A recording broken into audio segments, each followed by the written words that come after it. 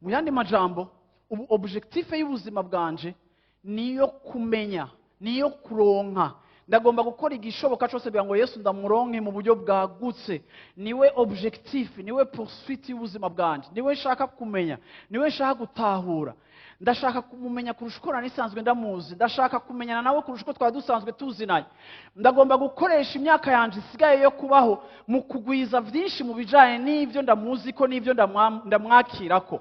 Hari imyaka yanje yariwe n'inzige kandi yaguye ingese yo muri kahise, aho ubuzima bwanje nabuhaye ibindi bintu bitari bifise akamaro nk'ako uyu munsi ntahura ko Yesu afise. Rero uyu munsi ibisigaye byose ndavyibagira nkabisiga inyuma, atari uko Paulo ariko arabivuga yari kijuju. Mwibuke ko Paulo yari homme d'affaires, ari prospère, akongera akaba apotre. Mwibuke ko Paulo yagomba gukreya richesse mufasha gutwara ubutumwa. Yatwaye ubutumwa buvana muri Asie buja muri Asie Mineure, arashika no muri Europe. Yatwaye ubutumwa kurusha ahantu na Yesu atigeze ashika. Ivyo byose yari abikenereye uburyo. Biraboneka ko ari umugabo yari umukozi azi kwinjiza amahera, azi kudandaza. Ya profise circuit ya commerce na business mwisi n'amabarabara y'urudandazwa kugira ngo ayo mabarabara amucikire amabarabara y'ubutumwa bwiza.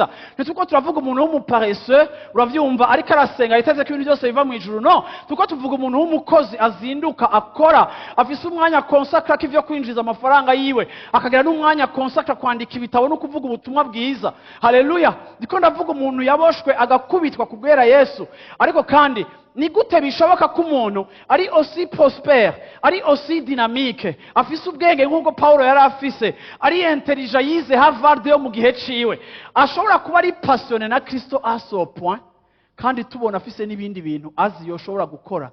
Ibi bitwigisha ngo hari ahantu tugomba gushika na Kristo wacu.